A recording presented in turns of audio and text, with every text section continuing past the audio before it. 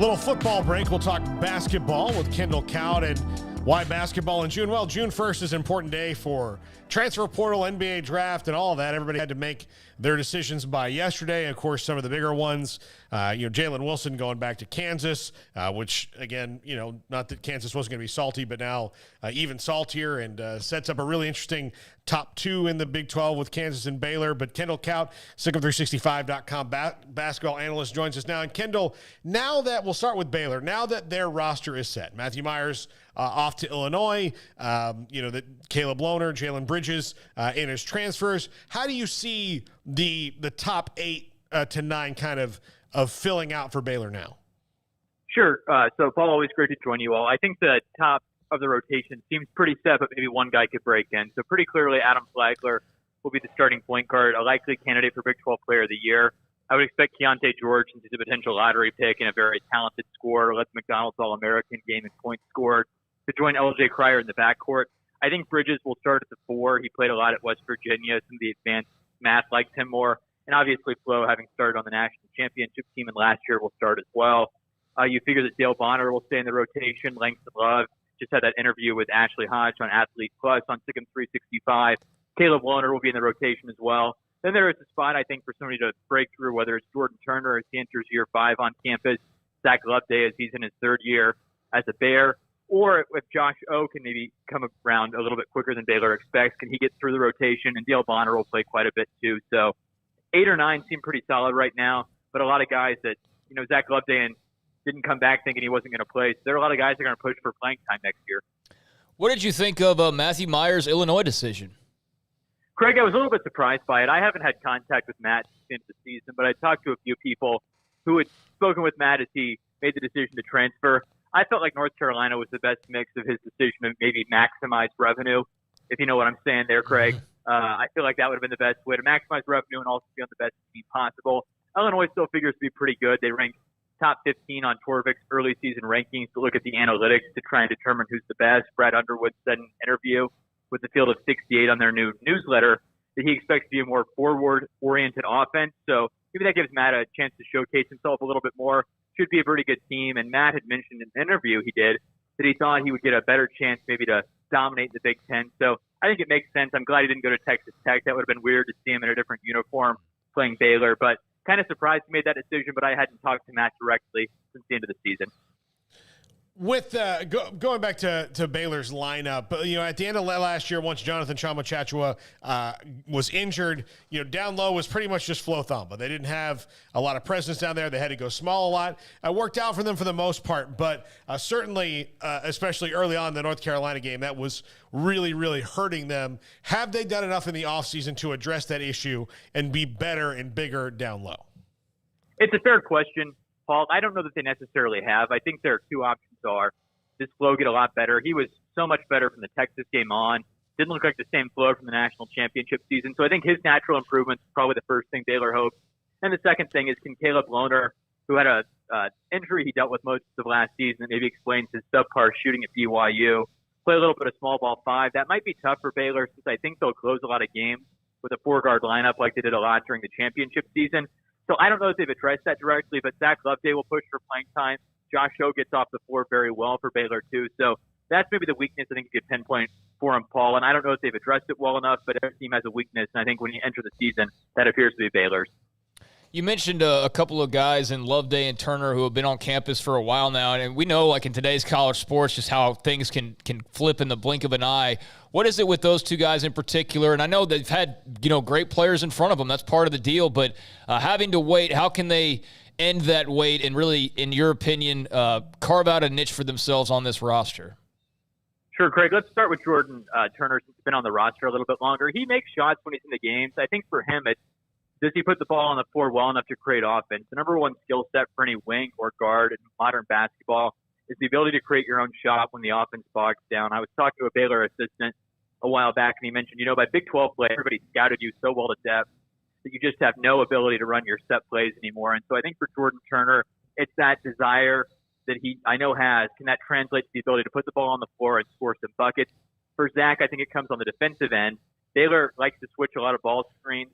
Flo Thamba was able to do that a lot more effectively last season, where they'll ask their big men to handle a guard on the perimeter. Zach couldn't do that last season. Picked up those 2 quick fouls at Texas Tech after it was thought that maybe he'd join the rotation. I think his offensive game with his ability to be a stretch 5, put the ball on the floor with some hook shots over both shoulders, is very advanced and would play for Baylor. But in the modern era where Baylor wants to switch, it's tough to ask him to play different defensive concepts. So if Zach Loveday can switch screens, he's going to play a lot of minutes. If Zach Loveday can't switch screens, I don't see playing time for him. So all summer, I think Zach Loveday is probably going to do agility drills, foot drills, and if he's doing that, he's playing. If he's not, unfortunately, he's probably not.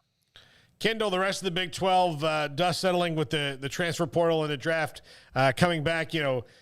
Kansas gets Kevin McCullough. They also get Jalen Wilson back, which should set them up pretty well to defend their title. But Texas gets Tyrese Hunter. What do you see happening at the rest of the top of the Big 12? Sure. So I think KU is pretty clearly the number 2 team on paper. I think Baylor's the best team. I think Flagler, entering the season, should be the Big 12 preseason player of the year. Really good, dominant point guard. I think he'll transition well to playing point guard, and quite frankly, he played point guard a lot at the end of last season. When it comes to Kansas, I think they're the number 2 team on paper. They bring in Grady Dick, who is a McDonald's All-American. I'm sure people will make some jokes about the name, but he's a very good player. And Baylor really wanted Grady Dick for a while. I know they thought they were going to land him, but he had connections to KU with his family, played at Sunrise Christian, will be a really good player on the perimeter with them. The question for KU, I think, is without Remy Martin, and when he played at the end of the season, you're national champions, but he didn't play during part of the middle. They weren't as effective. If Dwan Harris has to handle most of the point guard duties, I know they expect Kevin McCullough to spell some of that, and that's part of why McCullough left Texas Tech. I worry a little bit about them and maybe their offense bogs down like it did 2 seasons ago with Marcus Garrett running the point guard duties for them. When I look at Texas, the still question, I think, Paul and Craig, is what we've asked for the last 3 years with Chris Beard teams. Who's going to shoot the ball? And who's going to shoot it effectively? Marcus Carr, good scorer. Timmy Allen, good scorer. A lot of good scorers on that team. But ultimately, you got to make perimeter shots. They went, I think, 3 of 22 in Austin as Baylor won the final game in the Drum. You bring in Tyrese Hunter, who wasn't a very good 3-point shooter in Ames, and you wonder, yet again, can you shoot and make shots at a high level? I think TCU's gotten a lot of respect. Bring all 5 starters back. Mike Miles might win Big 12 preseason player of the year as a phenomenal talent. Everybody else likes to come back. I think that's the most likely team to get into that top 2 with Baylor and Kansas, but it's possible with them. But I really do think this is a very talented Big 12. But I think KU, and if they get their freshmen playing at an elite level, and Baylor are really the only 2 national title contenders, as long as we don't have a season like 2014 Connecticut, where you're just like, well, nothing mattered, a stupid team won. That doesn't happen too often. I think the 2 at the top, once again, are national title contenders. The rest are, hey, Sweet 16's a nice end of the season. Kendall, it's been really weird to see the kind of inter-conference trade-offs that are going on. I mean, Paul outlined, Kevin McCullough going to Kansas, Tyrese Hunter coming to Texas, Jalen Bridges going to Baylor. Do you like that? Does it make it more? I mean, I think the transfer portal makes everything more interesting, but do you like seeing schools that play each other so regularly basically trading players? I don't, Craig, and I know there's some desire that you have to be all the way for like player empowerment at the end, or you have to be all the way for the game's ruined and it's not what it was in 1987. And by God, 1987 was the best year of all time. Can't we go back to that? You don't have to be that, right? We can moderate our takes some and say it's nice the players are getting some money, but maybe NIL's gone a little too crazy if we're wondering are guys only leaving for money. You can say capitalism's good. We need that. That's fine.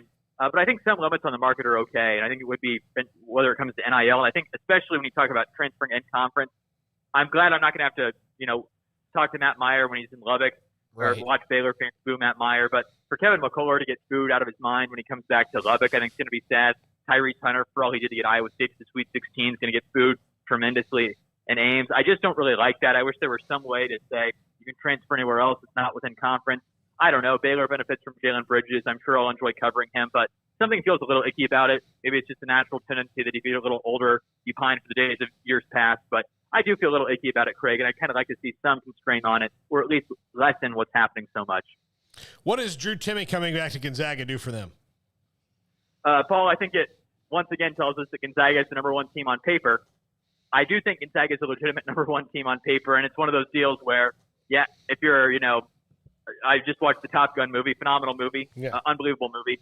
So glad I saw it. I'm seeing now on TikTok all these women pining for Miles Teller. And I guess it's like Gonzaga's Miles Teller walking into a bar. You feel pretty good each time you walk to the bar, and eventually it's going to go your way. So eventually Gonzaga will break through. KU had a long road of being 1 seeds under Bill Self in 2007, high seeds with Wayne Simeon before that, before they broke through for Bill Self.